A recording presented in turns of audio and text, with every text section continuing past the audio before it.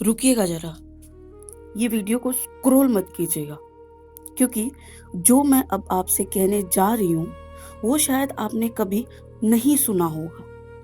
अगर होलिका दहन सच में बुराई को जला देता है तो दुनिया में अब तक बुराई खत्म क्यों नहीं हुई है? कभी सोचा है आपने ये? हर साल आग जलती है, हर साल लोग कहते हैं बुराई पर अच्छाई की जीत हो चुकी है, लेकिन सच बताइएगा, क्या हमारे अंदर का गुस्सा कम हुआ? क्या हमारा अहंकार खत्म हो चुका उस आग में? या फिर हमारी ईर्ष्या जल चुकी है क्या? क्या हमारे अंदर जो एक दूसरे से बदला लेने की भावना है वो राख बन गई? अगर नहीं हुई तो फिर उस आग में जला तो क्या जला? लकड़ी या सिर्फ परंपरा? सच कड़वा है। हम बाहर की होलिका जलाते हैं क्योंकि भीतर वाली को जलाने की हिम्मत ही नहीं होती। भीतर की होलिका हमेशा सुरक्षित रहती है। वो हमारे अंदर अहंकार को छुपा रखती है, हमारी जिद में, हमारी आदतों में, हमारे मैं सही हूं में, ये सारी भावों में जिंदा रहती है। हर साल की होली अधूरी है। आज हम कहानी नहीं दोहराएंगे, आज हम त्योहार भी नहीं मनाएंगे, आज हम सामना करेंगे उस सच का जिसे लोग सुनना ही नहीं चाहते।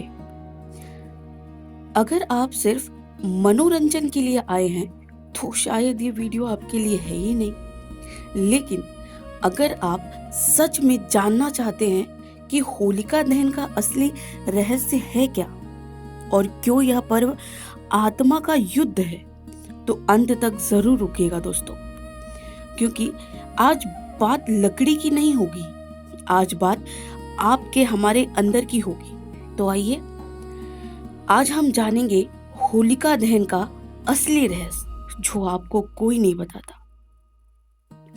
बहुत साल पहले की बात है। राजा हिरण्यकश्यप अहंकार से भरा हुआ था, शक्ति में मदहोश। उसने अपने आप को भगवान घोषित कर दिया था, लेकिन उसे महल में एक बच्चा था, प्रहलाद, निर्दोष, निर्भय और भगवान विष्णु का अनन्य भक्त। यहीं से शुरू होता है संघर्ष। लेकिन यह संघर्ष सिर्फ एक राजा और एक बच्चे के बीच नहीं था, यह संघर्ष था अहंकार और आस्था के बीच, शक्ति और श्रद्धा के बीच, भय और विश्वास के बीच। अब यहाँ ध्यान दीजिए, होलिका को तो वरदान था, अग्नि उन्हें जला ही नहीं सकती थी, फिर भी वह जली तो क्यों जली? क्या वरदान झूठा था, या क्या देवताओं ने उन्हें धोखा दिया, या कहानी में कोई गहरा रहस्य छुपा है?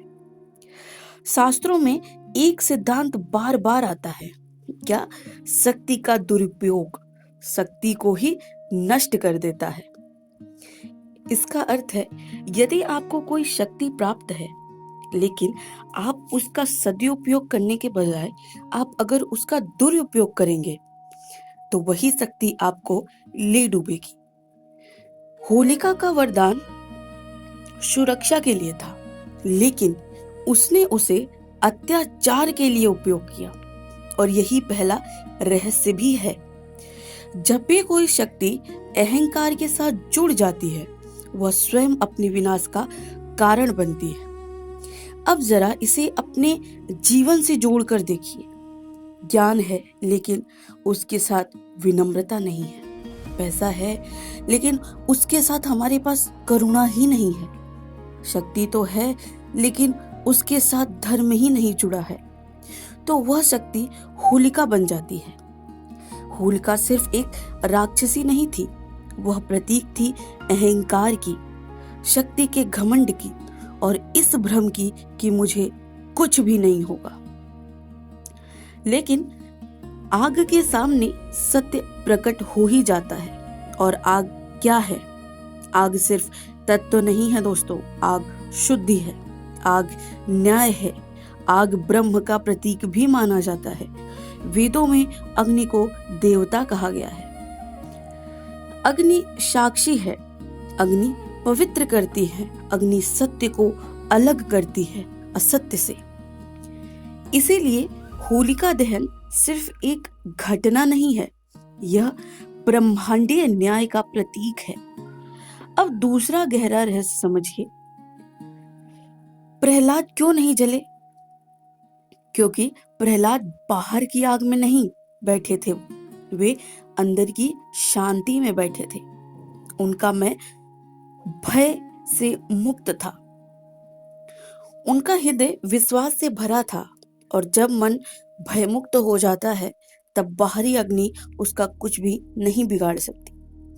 यह सिर्फ धार्मिक कथा नहीं है, यह मनोविज्ञान भी है।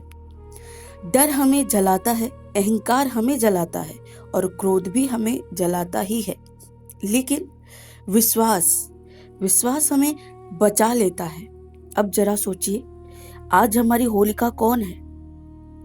क्या वह कोई व्यक्ति है, कोई दुश्मन है, या वो हमारे भीतर बैठी है, ईर्ष्या बनकर, अहंकार बनकर, गुस्सा बनकर, दूसरों को नीचा दिखाने की आदत बनकर, अपनी गलती बिल्कुल ना मानने की जिद। यही हमारे अंदर की असली होलिका है दोस्तों। और जब तक यह अंदर जीवित रहेगी तब तक बाहर की होली अधूरी ही रहेगी। लोग कहते हैं होलिका दहन बुराई पर अच्छाई की जीत है, लेकिन सच में बुराई बाहर कम होती है, वह भीतर सबसे ज्यादा होती है। इसीलिए यह पर्व हमें हर साल याद दिलाता है, हमें खुद को जलाओ, पहले खुद को जलाओ। इसीलिए यह पर्व हमें हर साल याद दिलाता है, पहले खुद को जलाओ, अपने दोषों को जलाओ, अपने अहंकार को जलाओ, क्योंकि असली विजय वहीं से शुरू होती है। अब आप समझ रहे हैं यह त्योहार क्यों अमर है? क्योंकि यह केवल इतिहास नहीं है, यह आत्मा की प्रक्रिया है। यह हमें मजबूर करता है अपने भीतर झांकने के लिए। और शायद यही कारण है कि हर साल आग जलती है, लेकिन दुनिया फिर भी जलती रहती है। क्यों? क्योंकि बाहर की आग जलती है, अंदर की नहीं जलती। अब अगले भाग में हम और भी गहराई में जानेंगे और समझेंगे कि क्या सच में होलिका दहन की राज ऊर्जा बदलती है? अग्नि का आध्यात्मिक विज्ञान क्या है? क्यों इस दिन नकारात्मकता छोड़ने की परंपरा है? और कैसे यह पर्व हमारे कर्मों से भी जुड़ा है? लेकिन दोस्तों, उससे पहले एक सवाल खुद से पूछिएगा जरा, क्या इस बार आप सिर्फ लकड़ी जलाएंगे या अपने भीतर कुछ और भी? कहीं ऐसा तो नहीं कि आप उस आग में लकड़ियां कम और आपके अहंकार में ज्यादा जल रहा हो। अब जरा हम इस गहराई में चलते हैं। होलिका दहन की रात को सामान्य रात मत समझिएगा, यह सिर्फ कैलेंडर की तारीख नहीं होती, यह ऋतु परिवर्तन का समय होता है। सर्दी से गर्मी और संक्रमण होता है। प्रकृति अपने पुराने आवरण को छोड़ती है, पेड़ों से सूखे पत्ते गिरते हैं, हवा का ताप बदलता है और इसी समय मानव चेतना पर भी प्रभाव पड़ता ही है। भारतीय परंपरा में अग्नि को केवल भौतिक तत्व नहीं माना गया है। वेदों में अग्नि देवता है, साक्षी, वाहक और शुद्धकर्ता भी माना जाता है। अग्नि यज्ञ में आहुति को देवताओं तक पहुंचाती है। अग्नि विवाह में साक्षी भी होती है। अग्नि मृत्यु के बाद शरीर को पंच तत्वों में भी मिलाती है। यानी अग्नि हमेशा परिवर्तन का माध्यम रही है। तो क्या होलिका दहन भी परिवर्तन का संकेत है? हाँ, जरूर है। और यही सबसे बड़ा दूसरा रहस्य भी है। होलिका दहन केवल बुराई की हार नहीं है, यह ऊर्जा परिवर्तन की प्रक्रिया भी है। जब लोग लकड़ी, उपले, सूखी टहनियां इकट्ठा करते हैं, वह प्रतीक है कि अपने भीतर जमा सूखे भाव का, पुराने क्रोध का, पुरानी शिकायतें, अधूरी नाराजगियां, अहंकार की परतें आग जलाते समय लोग परिक्रमा करते हैं। कुछ लोग चने, गुड़, नारियल अग्नि में डालते हैं। यह सब प्रतीक है दोस्तों। मैं अपनी नकारात्मक को समर्पित कर रहा हूँ, लेकिन समस्या तो यह है कि हम क्रिया करते हैं, भावना नहीं रखते। हम लकड़ी तो डालते हैं पर भीतर का क्रोध नहीं डालते। हम परिक्रमा भी कर लेते हैं पर अपने दोषों का सामना ही नहीं करते। हम अग्नि को देखते जरूर है पर आत्मदर्शन नहीं करते और इसी कारण परिवर्तन अधूरा रह जाता है। अब जरा मनोवैज्ञानिक दृष्टि से देखिए, अग्नि क्या करती है? जो भी उसके संपर्क में आता है उसे बदल देती है, ठोस को राग में बदल देती है, रूप बदल देती है ना? संरचना बदल देती है। मानव जीवन में भी परिवर्तन तब आता है जब भीतर की कोई आग जलती है, पश्चाताप की आग, आत्मचिंतन की आग, सत्य स्वीकार करने की आग। प्रहलाद बाहरी आग में बैठे थे लेकिन भीतर से शांत थे, इसीलिए वो नहीं जले। होलिका बाहर तो सुरक्षित थी लेकिन भीतर अहंकार से भरी थी, इसीलिए वह जल गई। यह कहानी हमें एक और गहरा मनोवैज्ञानिक सत्य बताती है। बाहरी परिस्थितियां हमें नहीं जलाती दोस्तों, हमारा आंतरिक अहंकार हमें जलाता है। और यही होलिका दहन का तीसरा सबसे बड़ा रहस्य है।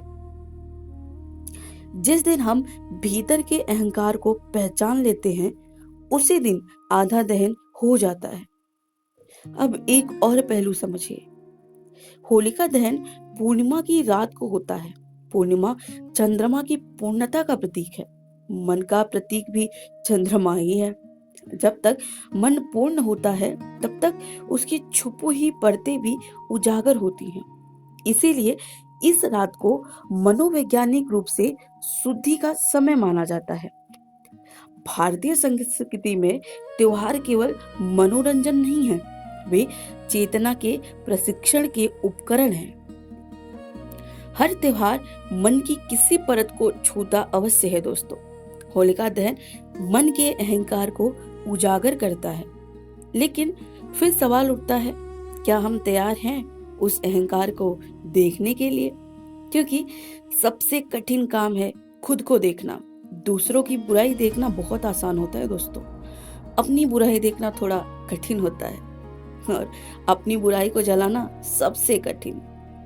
होलिका दहन हमें मजबूर करता है यह स्वीकार करने के लिए कि हर हिरण्य कश्यप के भीतर एक भय छुपा होता है। शक्ति का अहंकार अक्सर भीतर के डर को छुपाता है और हर प्रहलाद के भीतर अटूट विश्वास होता है जो बाहरी तूफान से बहुत बड़ा होता है। जब आग जलती है वह पूछती है, तुम किसके साथ हो?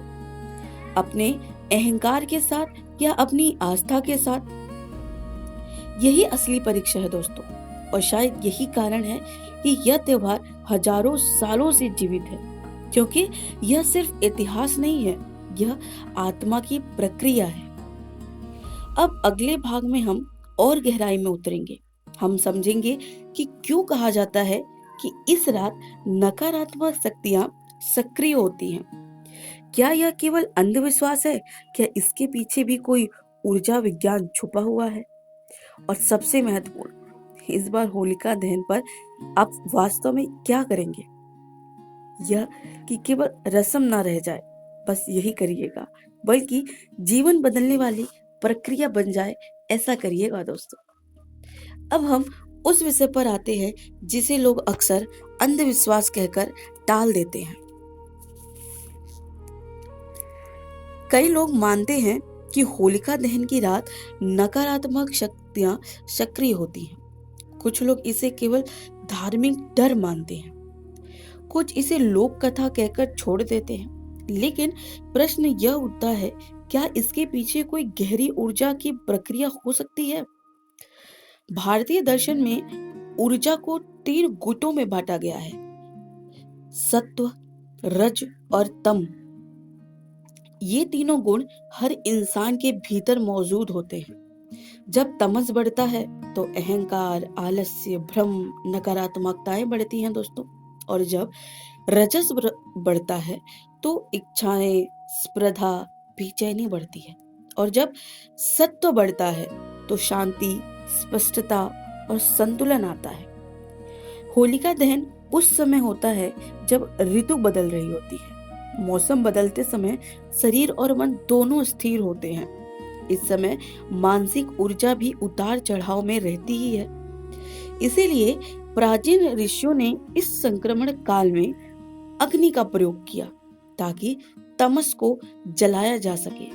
और इसे गहराई से समझिएगा दोस्तों, बहुत ही ध्यान से।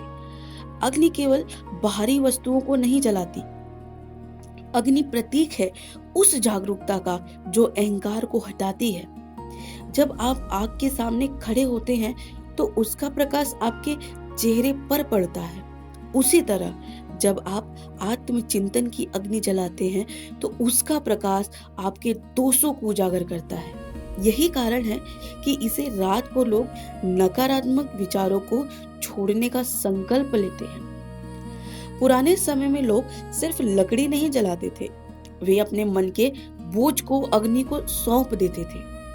वे मानते थे कि अग्नि साक्षी है, जो भी आप उसके सामने स्वीकार करते हैं वह आपके भीतर परिवर्तन शुरू कर देती है। अब एक और गहरा पहलू देखिए। कर्म सिद्धांत कहता है कि हर विचार, हर भावना, हर कर्म ऊर्जा के रूप में संग्रहित होता है।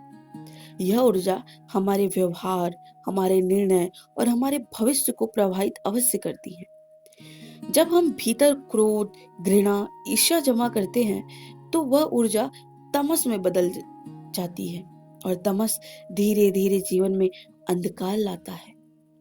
होलिका दहन एक प्रतीकात्मक कर्म शुद्धि है, लेकिन शर्त तो यही है कि आप जागरूक हो। अगर आप बिना समझे केवल रस्म निभाते हैं तो ऊर्जा नहीं बदलती, लेकिन अगर आप सच में संकल्प लेकर अग्नि के सामने खड़े होते हैं और भीतर की नकारात्मकता को छोड़ते हैं तो मनोवैज्ञानिक स्तर पर एक गहरा परिवर्तन शुरू होता है। यह विज्ञान भी है। जब आप किसी आदत को सचेत रूप से छोड़ने का निर्णय लेते हैं और उसे किसी प्रतीकात्मक क्रिया से जोड़ते हैं तो मस्तिष्क उसे गंभीरता से लेता है।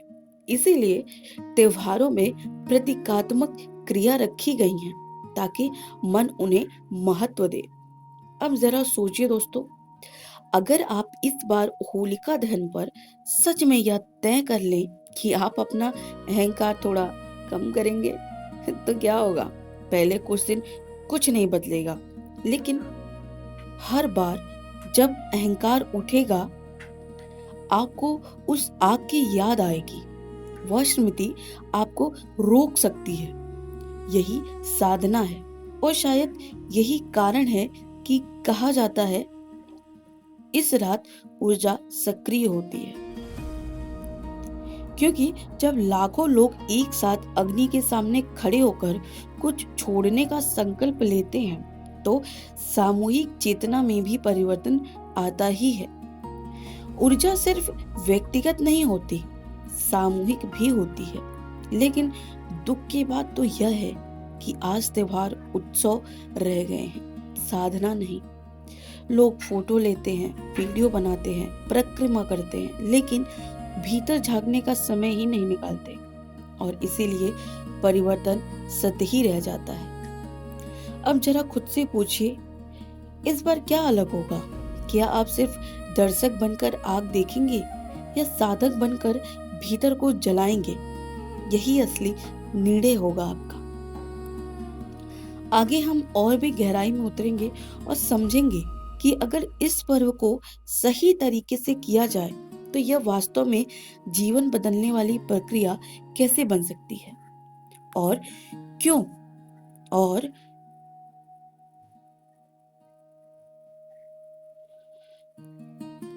और क्यों हर साल यह हमें एक ही संदेश दोहराता है, जब तक भीतर की होलिका नहीं जलेगी, बाहर की होली अधूरी ही रहेगी। अब तक हमने समझा कि होलिका सिर्फ एक राक्षसी नहीं थी, वह प्रतीक थी, अहंकार का प्रतीक, शक्ति का दुरुपयोग का प्रतीक। और प्रहलाद केवल एक भक्त नहीं थे, वह अटूट विश्वास का प्रतीक थे। लेकिन अब सबसे महत्वपूर्ण प्रश्न यह है कि इस ज्ञान का हम करेंगे तो क्या करेंगे? त्योहार तभी जीवित रहता है जब तक वह जीवन को छूता है, वरना वो सिर्फ कैलेंडर की तारीख बन जाता है। तो इस बार अगर आप सच में होलिका दहन को अर्थपूर्ण बनाना चाहते हैं, तो पहले यह स्वीकार करना होगा कि आपके भीतर भी एक होलिका है। वह कहाँ छुपी है? जब कोई आपको गलत साबित कर दे और आपको भीतर से जलन हो, वह होलिका है। जब आप माफी मांग सकते हैं लेकिन आपका अहंकार आपको रोक ले, वह होलिका है। जब आप जानते हैं कि आप गलत हैं लेकिन फिर भी स्वीकार ना करें, वही होलिका है दोस्तों। जब आप किसी की सफलता से खुश ना हो पाते हो, वही होलिका है। और सच यह है कि हम सबके भीतर वो बैठे ही है। अब कल्पना कीजिए, होलिका दहन की रात आग जल रही है, लोग परिक्रमा कर रहे हैं, शोर है, उत्साह है। लेकिन इस बार आप कुछ अलग करेंगे। आप आग के सामने खड़ी होकर सिर्फ देखेंगे नहीं, आप भीतर जाएंगे। आप खुद से पूछेंगे, इस साल मैं क्या जलाऊं? एक आदत, एक नकारात्मक सोच, एक पुरानी शिकायत या एक अहंकार। आप उसे अपने शब्दों में स्वीकार करेंगे, मन ही मन, अग्नि के सामने, क्योंकि अग्नि साक्षी है आपकी। वह बाहर से ज्यादा भीतर को सुनती है। यह कोई जादू नहीं है, यह मन का परीक्षण है।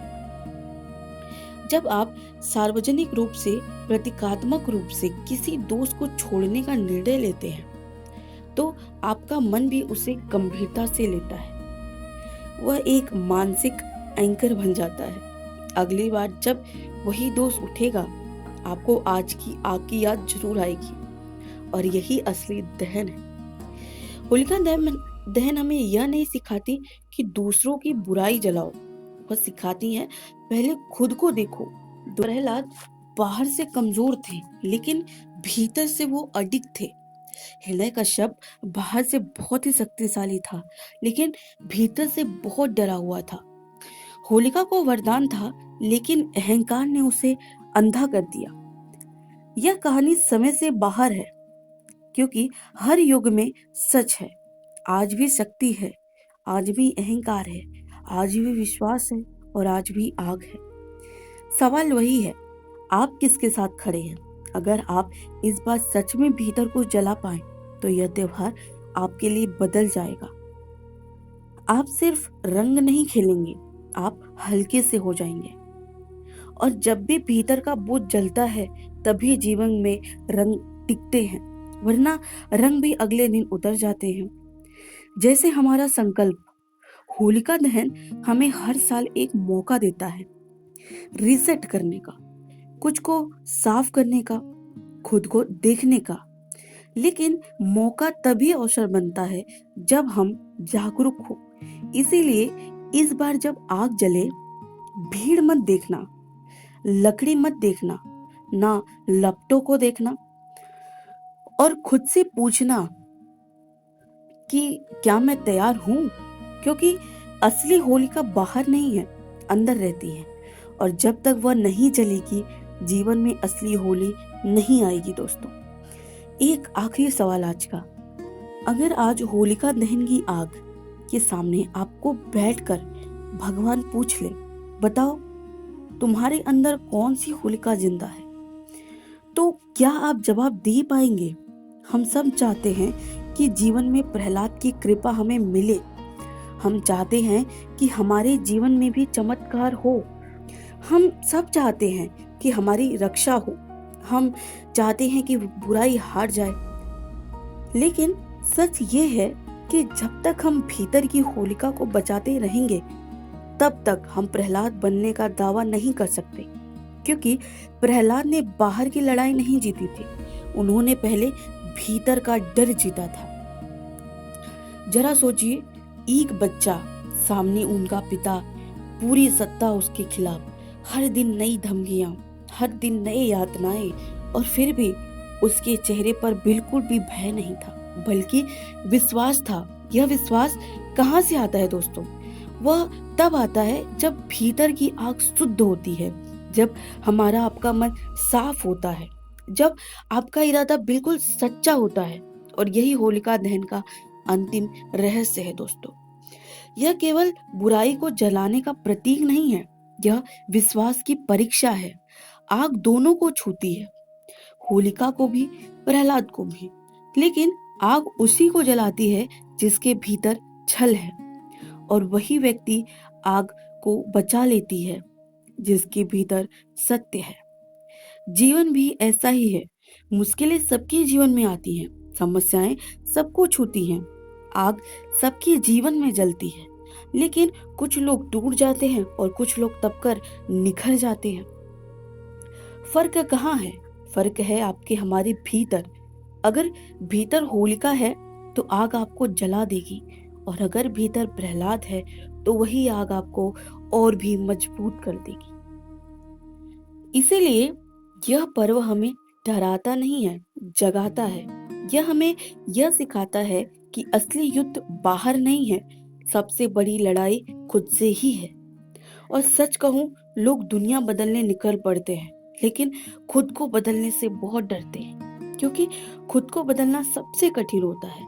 वहाँ बहाना नहीं चलता, वहाँ दर्शक नहीं होते, वहाँ ताली नहीं मिलती, वहाँ सिर्फ आप होते हैं और आपका सच होता है। इस बार होलिका दहन पर आप अग्नि की परिक्रमा करें तो एक संकल्प भी लें, मैं किसी और को बदलने की कोशिश नहीं करूंगा, नहीं करूंगी। मैं सिर्फ और सिर्फ खुद को बदलूंगी। मैं अपने भीतर की जलन को पहचानूंगी, अपने अहंकार को पहचानूंगी, अपनी नकारात्मकता को पहचानूंगी, और फिर से उसी अग्नि को समर्पित कर दूंगी। क्योंकि जब तक भीतर की राख साफ नहीं होगी, तब तक जीवन के सच्चे रंग नहीं खिलेंगे। होली सिर्फ रंगों का त्योहार नहीं है, यह आत्मा की सफाई का पर्व है, यह पुनर्जन्म का अवसर है, यह अहंकार के अंत और विश्वास की शुरुआत है। और शायद इसीलिए अग्नि हमेशा ऊपर की ओर उठती है, और वह हमें याद दिलाती है, अगर जलना है तो ऊपर उठने के लिए जलो, अगर छोड़ना है तो हल्का होने के लिए छोड़ो, अगर कुछ बदलना है तो सच्चा बनने के लिए बदलो। क्योंकि अंत में होलिका दहन सिर्फ एक रात ही नहीं है, यह जीवन का सिद्धांत है।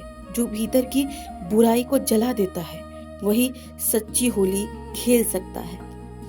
और जो अपने भीतर प्रहलाद को जगा लेता है, उसे फिर किसी चमत्कार की जरूरत ही नहीं पड़ती, उसका जीवन ही चमत्कार बन जाता है। अगर आपको लगता है कि जीवन सिर्फ दौड़ नहीं है, अगर आपके भीतर कहीं ना कहीं भक्ति की एक लौ अब भी जल रही है, अगर आप सिर्फ त्योहार नहीं, उनका असली अर्थ समझना चाहते हैं, अगर आप सिर्फ कहानी नहीं उसके पीछे अगर आप सिर्फ कहानी नहीं उसके पीछे छुपा सत्य सुनना चाहते हैं, तो हमारे ट्रेजर ऑफ भक्ति रस सिर्फ एक चैनल नहीं है, यह एक यात्रा है। यहाँ हम सिर्फ शास्त्रों की बातें नहीं करते, हम उन्हें जीवन से जोड़ते हैं। हम सिर्फ कथा नहीं सुनाते, हम आत्मा को जगाने की कोशिश करते हैं। आज की दुनिया में शोर बहुत है, लेकिन शांति बहुत ही कम है। ज्ञान बहुत है, लेकिन अनुभव बहुत कम है। ट्रेजर ऑफ भक्ति रस का उद्देश्य है भक्ति को फिर से हृदय तक पहुंचाना, आपके भीतर सोई हुई श्रद्धा को जगाना, आपको यह याद दिलाना कि आप सिर्फ शरीर नहीं, एक दिव्य आत्मा है। अगर आप चाहते हैं कि आपके जीवन में भक्ति सिर्फ शब्द न रहे बल्कि अनुभव बने, तो इस परिवार का हिस्सा बनिए, सब्सक्राइब कीजिए, लेकिन सिर्फ बटन दबाकर नहीं, संकल्प लेकर। संकल्प कि हम साथ मिलकर भीतर की नकारात्मकता को जलाएंगे, संकल्प कि हम ज्ञान को जीवन में उतारेंगे, संकल्प कि हम भक्ति को आधुनिक जीवन में जीवित रखेंगे। यह चैनल आपके लिए ही है।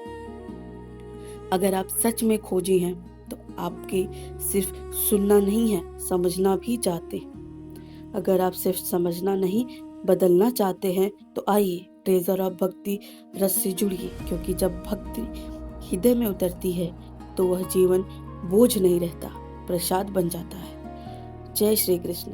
तो दोस्तों, आज के वीडियो में बस इतना ही।